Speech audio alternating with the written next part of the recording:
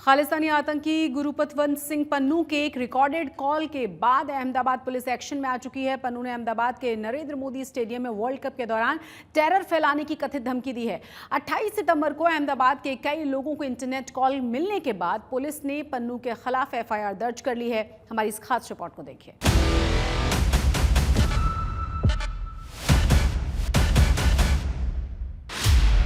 अहमदाबाद में world cup match को लेकर आतंकी गुरपतवंत सिंह पन्नू की धमकी।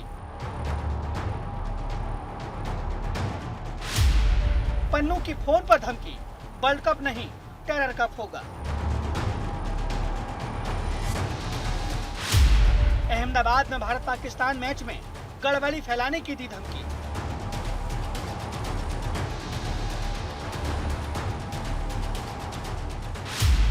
अहमदाबाद साइबर क्राइम पुलिस ने पन्नू के खिलाफ FIR दर्ज की।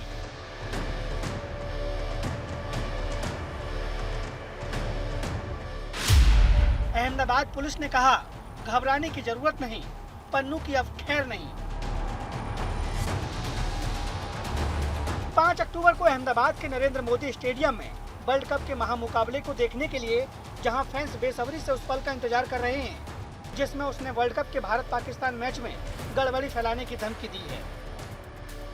गुरपतवंत सिंह पन्नू के खिलाफ अहमदाबाद साइबर क्राइम पुलिस ने एक FIR दर्ज की है। 5 अक्टूबर से भारत के अंदर क्रिकेट वर्ल्ड कप का आयोजन होना है, पर इस क्रिकेट वर्ल्ड कप के आयोजन को लेकर पन्नू की तरफ से एक ऑडियो रिकॉर्डिंग जो है वो अहमदाबाद के कुछ नागरिकों को आए हैं। धमकी भरे ये कॉल आने के बाद साइबर क्राइम पुलिस ने FIR दर्ज की है। आप दृश्य में भी देख सकते हैं। फिलहाल साइबर क्राइम पुलिस स्टेशन ने जिस प्रकार से FIR दर्ज की है और जो उल्लेख FIR के अंदर किया गया है उसके मुताबिक जो क्रिकेट वर्ल्ड कप शुरू होना है उसको वर्ल्ड कप नहीं टेरर कप कहा जाएगा, इस प्रकार की धमकी दी गई है। अहमदाबाद में काले झंडे 5 अक्टूबर को लहराए जाएंगे, इस प्रकार की जो धमकी जो एक वॉइस रिकॉर्डिंग कॉल के जरिए अहमदाबाद के कुछ नागरिकों को दी गई है। गुरपतवंत सिंह पन्नू ने कहा कि ये वर्ल्ड कप नहीं टेरर कप होगा। गुरपतवंत सिंह पन्नू के नाम से 28 सितंबर को एक अनजान नंबर से धमकी भरे कॉल आए थे। इस कॉल में वर्ल्ड कप के मैच में गड़बड़ी करने की धमकी दी गई थी। धमकी भरे प्री रिकॉर्डेड कॉल आने के बाद लोगों ने पुलिस से संपर्क किया था। अहमदाबाद पुलिस ने आतंकी पन्नू के खिलाफ साइबर पुलिस स्टेशन में भय पैदा करने, अफवाह फैलाने और देशद्रोह के अलावा कई और मामलों में FIR दर्ज की है। अहमदाबाद साइबर क्राइम में एक फरियाद दाखिल की गई है, जो कि हमारे सरकार तरफे फरियाद दाखिल की गई है। इसमें हमारी टेक्निकल टीम के सब इंस्पेक्टर द्वारा ये फरियाद देने में आई है। इस फरियाद में ये उल्लेख किया गया है कि एक प्री रिकॉर्डेड वॉइस मैसेज है जो अहमदाबाद के बहुत सारे नागरिकों के मोबाइल पे फ्लैश हुआ था, और उस मैसेज के अंदर जो एक हमारे देश से आतंकवादी जाहिर किया गया है गुरपतवंत सिंह पन्नू। ये पहला मौका नहीं है जब पन्नू ने भारत को ऐसी गीदड़ धमकी दी है। पहले भी वो क्रिकेट मैच के दौरान गड़बड़ी करने की बात कर चुका है, लेकिन तब उसने सीम बॉक्स तकनीक से लोगों को कॉल किया था। इस बार उसने अपनी मोडस ऑपरेंडी बदल ली है। पुलिस के मुताबिक ये कॉल बाहर के देश की है। इंटरनेट कॉल नॉर्मल फोन पर आ रहे हैं। टेक्निकल टीम इसकी जांच में जुटी है। पुलिस के मुताबिक ऐसा लग रहा है कि उसने अहमदाबाद का डेटा एकत्र किया है। पुलिस ने कहा है कि पन्नू को अगर कोई स्थानीय मददगार है तो उसे भी बख्शा नहीं जाएगा। उसे भी ढूंढकर उनके खिलाफ कानूनी कार्रवाई की जाएगी। सभी मैच में पूरी सुरक्षा का पूरा भरोसा दिया गया है। अहमदाबाद शहर के नरेंद्र मोदी स्टेडियम में उसके अंदर वो लोग डिस्टर्बेंसेस लाएंगे, वहाँ पर अपने काले कलर के झंडे फहराएंगे और उस मैच को वर्ल्ड टेरर कप के नाम से ये लोग बताएंगे, और जो उनका एक साथीदार है निजर करके उसका भी ये मरने का बदला लेंगे।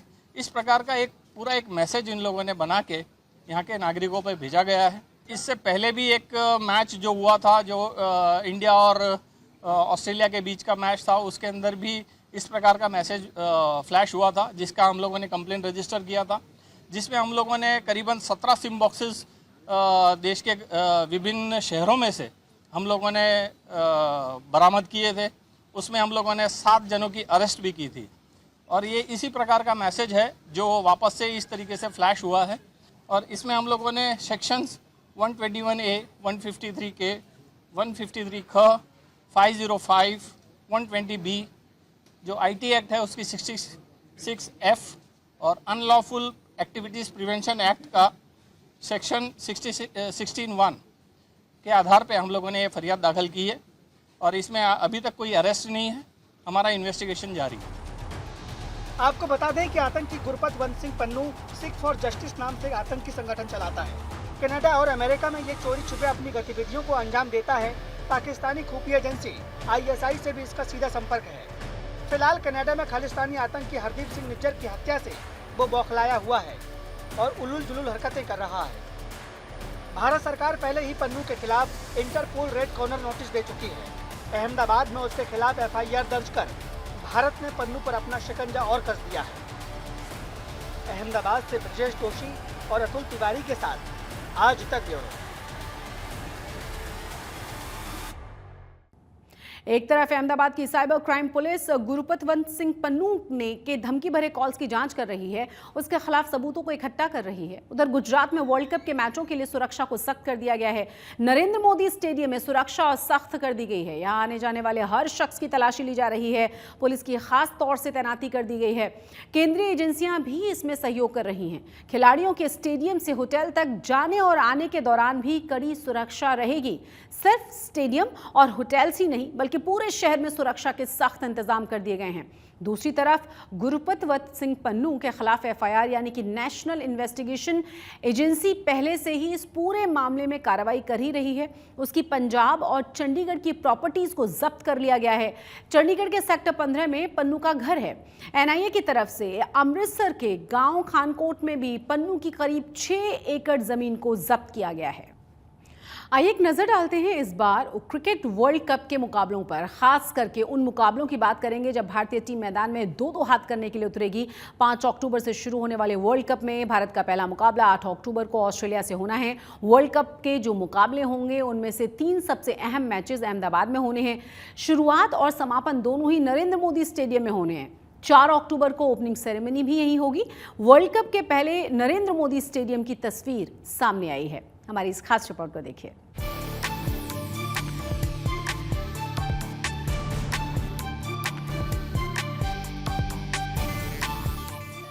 वनडे वर्ल्ड कप की इस चमचमाती ट्रॉफी को पाने के लिए 10 टीमों के बीच मुकाबला होगा और क्रिकेट के इस महाकुंभ की शुरुआत दुनिया के इसी सबसे बड़े स्टेडियम में होगी, जिसकी तैयारियां करीब पूरी कर ली गई हैं। अहमदाबाद के इसी नरेंद्र मोदी स्टेडियम में 5 अक्टूबर को इंग्लैंड और न्यूजीलैंड के बीच वर्ल्ड कप का पहला मुकाबला होगा और इसी स्टेडियम में 19 नवंबर को वर्ल्ड कप का फाइनल मैच भी खेला जाएगा। यही नहीं, 14 अक्टूबर को इसी स्टेडियम में भारत और पाकिस्तान के बीच महामुकाबला होगा। अंतर्राष्ट्रीय क्रिकेट वर्ल्ड कप की मेज़बानी भारत इस बार कर रहा है और भारत में जहाँ पे ये वर्ल्ड कप का ओपनिंग होने वाला है वो नरेंद्र मोदी स्टेडियम जो दुनिया का सबसे बड़ा क्रिकेट स्टेडियम है, यहाँ पे जो है वो ओपनिंग मैच होगा और यहाँ से ही वो वर्ल्ड कप का आगाज़ होगा। वर्ल्ड कप की शुरुआत के साथ ही अहमदाबाद में जो है वो क्रिकेट फीवर देखने को मिलेगा। सिर्फ अहमदाबाद नहीं, पूरे भारत में क्रिकेट फीवर देखने को मिलेगा और पूरी तैयारी यहाँ पे जो है स्टेडियम गुजरात क्रिकेट एसोसिएशन के द्वारा की जा चुकी है और BCCI के द्वारा भी पूरा रख रखाव यहाँ पे रखा जा रहा है। क्रिकेट का ये महाकुंभ 44 दिनों तक चलेगा। 4 अक्टूबर को इसी स्टेडियम में ओपनिंग सेरेमनी होगी। इसके लिए स्टेज भी बनाया जा रहा है, जहां रंगारंग कार्यक्रम होंगे। उसमें भारतीय संस्कृति और आधुनिकता का फ्लेवर देखने को मिलेगा। जो भी टीमें हैं वो टीमें यहाँ पे पहुंचेगी और उसके बाद ये जो कार्यक्रम होगा यहाँ पे रंगारंग वो देखने को मिलेगा। सभी कप्तान यहाँ पे रहेंगे और साथ ही जिस तरह का आयोजन किया गया, भव्य से भव्य आयोजन हो और एक पूरे विश्व में भारतीय संस्कृति का एक मैसेज जाए, उस तरह की पूरी सेरेमनी यहाँ पे होगी। ओपनिंग सेरेमनी में ही सभी टीमों के कप्तान का फोटो सेशन भी यहीं होगा। ओपनिंग सेरेमनी में कई हस्तियां नजर आ सकती हैं। हालांकि अभी ये साफ नहीं है कि वो हस्तियां कौन होंगी, लेकिन BCCI और गुजरात क्रिकेट एसोसिएशन की तरफ से सफल आयोजन की तैयारी कर ली गई है। अहमदाबाद से ब्रजेश जोशी के साथ ब्यूरो रिपोर्ट। रुक करेंगे कुछ और बड़ी और अहम खबरों का। गुजरात और देश के कुछ हिस्सों में चुनाव के पहले धार्मिक उन्माद की तस्वीरों ने तनाव बढ़ा दिया है। वडोदरा और नर्मदा में धार्मिक यात्राओं में पत्थरबाजी की तस्वीरों ने राज्य की कानून व्यवस्था पर सवाल खड़े किए हैं। वडोदरा में गणेश विसर्जन के दौरान पथराव की घटना हुई तो नर्मदा में शौर्य यात्रा के दौरान पथराव के बाद 2 समुदायों के बीच यहां झड़प हुई है। हमारी इस खास रिपोर्ट को देखिए आप।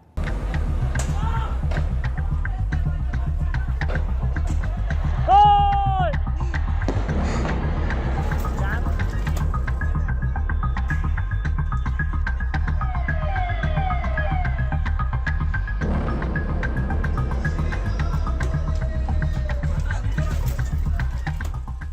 त्योहार का मौसम आया तो ये तस्वीरें एक बार फिर कानून व्यवस्था पर सवाल खड़े करने लगी।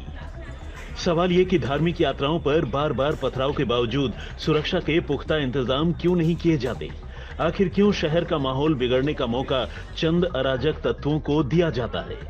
ये किसी एक राज्य या एक शहर या फिर एक घटना की बात नहीं है। छतों से पत्थर फेंकने की ये तस्वीरें गुजरात के वडोदरा की हैं। गली में भारी भीड़ है, पुलिस के जवान हैं और छत पर पत्थरबाज हैं।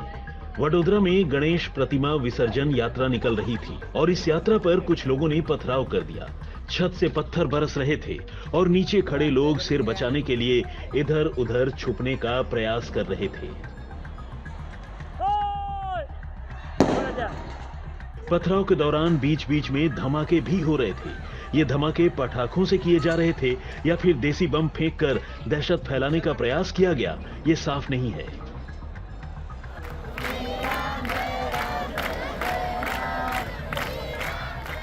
विसर्जन यात्रा पर पथराव से नाराज लोग वहीं धरने पर बैठ गए। सैकड़ों की संख्या में गणेश भक्तों ने हिंसा और पत्थर के जवाब में शांतिपूर्वक प्रदर्शन किया। इस दौरान पुलिस और प्रशासन के सीनियर अफसर मौके पर डटे रहे और श्रद्धालुओं को समझाने का प्रयास करते रहे, जिन्हें काफी मशक्कत के बाद मनाया गया।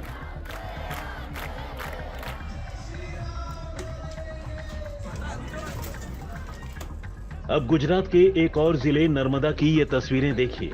कैसे बजरंग दल की जागरण यात्रा पर पत्थरबाजी की जा रही है। एक गली से लोगों का हुजूम लगातार पत्थर बरसा रहा था। इस पत्थरबाजी के बीच मौके पर पुलिस पहुंची, लेकिन हालात लगातार बिगड़ते नजर आए। पुलिस को हालात काबू करने के लिए आंसू गैस के गोले छोड़ने पड़े और कड़ी मशक्कत के बाद हालात को काबू किया गया।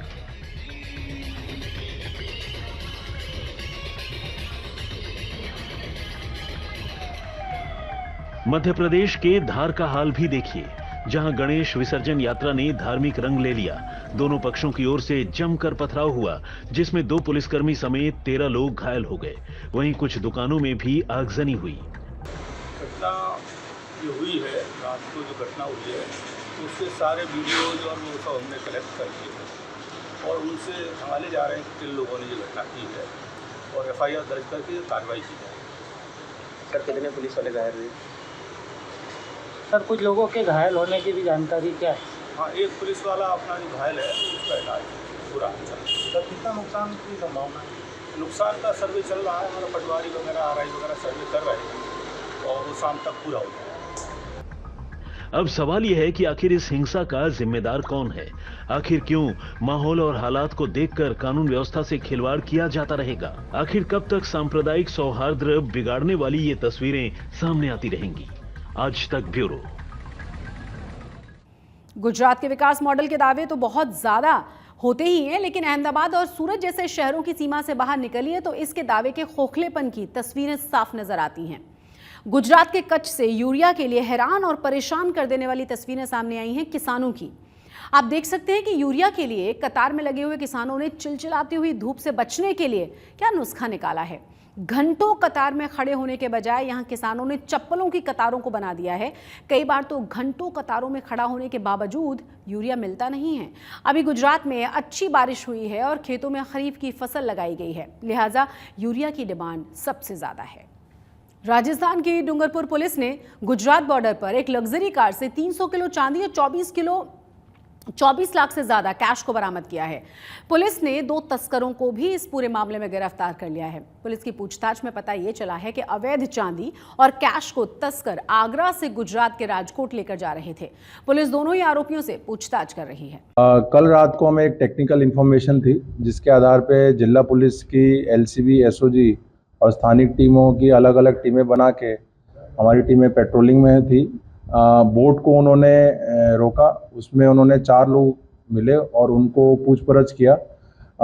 इसके बाद जो है हमारी एक LCB की टीम, जिसमें LCB PI KK गोयल था, उन्होंने रेड की। उन्होंने उनका पूरा जो है एक टाइप का झड़ती किया। उसमें एक आदमी के पास से हमें 10 ग्राम जितना हेरोइन भी मिला।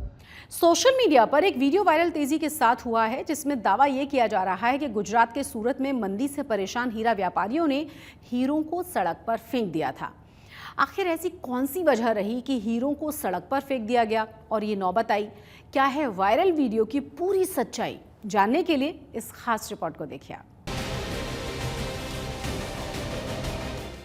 वायरल वीडियो की सच्चाई क्या है, ये जानना जरूरी हो गया था। कीवर्ड के जरिए तलाशने पर हमें इस घटना से संबंधित एक रिपोर्ट एक आधिकारिक वेबसाइट पर मिली। इस रिपोर्ट में ये बताया गया है कि घटना वराछा सूरत के मिनी बाजार इलाके की है। इस इलाके में हीरे पड़े होने की सूचना मिलते ही वहां लोगों का जमावड़ा लग गया। बड़ी संख्या में लोग वहां पहुंचकर हीरे बटोरने लगे, लेकिन जब हकीकत सामने आई तो सबके होश उड़ गए। असल में ये सभी हीरे नकली थे। ऐसा कहा जाने लगा कि किसी ने जानबूझकर प्रैंक करने के इरादे से इन्हें फेंका था। सर्च के दौरान कई और रिपोर्ट्स हाथ लगी। इन रिपोर्ट्स में भी यही लिखा है कि जो हीरे लोगों को मिनी बाजार में मिले थे वो नकली थे और उनका इस्तेमाल कपड़ों पर कारीगरी करने और आर्टिफिशियल ज्वेलरी बनाने में किया जाता है। दरअसल वराछा इलाके में सब्जी मंडी की तरह डायमंड की भी मंडी लगती है। यहाँ लोग फुटपाथ पर बैठकर डायमंड बेचते हैं। इसी इलाके में ये घटना हुई, जिसे लेकर डायमंड कारोबारियों में खासी नाराजगी है और उन्हें लग रहा है कि किसी ने उनके साथ मजाक किया है। इस बारे में और जानकारी पाने के लिए फैक्ट चेक टीम ने सूरत डायमंड एसोसिएशन के पूर्व अध्यक्ष दिनेश नवड़िया से संपर्क किया, जिनके जरिए ये सच सामने आया कि वायरल वीडियो में दिख रहे हीरे 200 रुपए किलो के भाव पर बिकते हैं और किसी ने डायमंड इंडस्ट्री को बदनाम करने के लिए इस तरह के हीरे सड़क पर फेंक दिए। इस तरह हमारी पड़ताल में यह साफ हो गया कि गुजरात के सूरत में हुई इस घटना में जो लोग चीज जमीन से उठा रहे थे वो असली हीरे नहीं थे। ये बेहद मामूली क्वालिटी के नकली हीरे थे।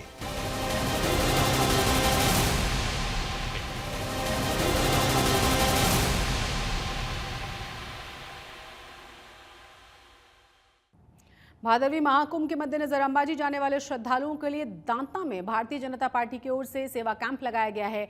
इस कैंप में शुक्रवार को पूर्व केंद्रीय गृह राज्य मंत्री हरिभाई चौधरी ने भी शिरकत की थी। उनके साथ गुजरात बीजेपी के महासचिव रजनी भाई पटेल भी मौजूद थे। आपको बता दें कि इस साल भादरवी महाकुंभ के चलते करीब 45 लाख लोगों ने मां अंबाजी के दर्शन किए हैं। भादरवी पूनम महा कुंभ मेला और भारतीय जनता पार्टी युवा मोर्चा ने यहाँ पर जो पदयात्री पधार रहे हैं, तीर्थयात्री आ रहे हैं, पैदल यात्रा, सबसे बड़ा मेला कुंभ मेला माना जाता है। हमसे जुड़े हैं रजनी भाई पटेल, महामंत्री प्रदेश भाजपा। सर, इतना बड़ा सेवा कैंप भारतीय जनता पार्टी और आप भी यहाँ पे सेवा में निरीक्षण में बैठे हैं। माई भक्तों के लिए बहुत सारा आशीर्वाद यहाँ से मिलता है, सेवा मिलती, क्या कहेंगे? पूरे गुजरात में से और देश भर में से भाविक भक्त इस भादरवी पूर्णिमा के दौरान अंबाजी माताजी के दर्शन के लिए पधारते हैं। तो बहुत सारी संस्थाएं और व्यक्तिगत रूप से कई लोग सेवा माई भक्तों की कर रहे हैं। ऐसे में भारतीय जनता पार्टी का युवा मोर्चा भी इस सेवा कार्य में जुड़ा है। करीब पिछले 15 सालों से इस प्रकार भारतीय जनता पार्टी का युवा मोर्चा सेवा का काम कर रहा है। यहाँ हरिभाई चौधरी पूर्व केंद्रीय मंत्री जुड़े। कानून और व्यवस्था बड़ा प्रश्न रहता है, जबकि 30 से 35 लाख लोग यहाँ पे आते हैं। किस तरह ये संभव होता है और किस तरह ये बिल्कुल निर्विघ्न ये संपन्न हो रहा है मेला? ये पूरा देवस्थान ट्रस्ट है जो अंबाजी का, उसका प्रेसिडेंट कलेक्टर रहता है। कलेक्टर, डीएसपी और डीडीओ तीनों में मिल के लाखों भक्त, ये बार 30 लाख से भी ज़्यादा भक्त लोग आए हैं। लॉ एंड ऑर्डर की परिस्थिति हमारी गुजरात पुलिस अच्छी तरह से संभालती है। ये बार कोई भी इंसिडेंट ऐसा नहीं हुआ है कि माई भक्तों को कोई नुकसान हुआ है।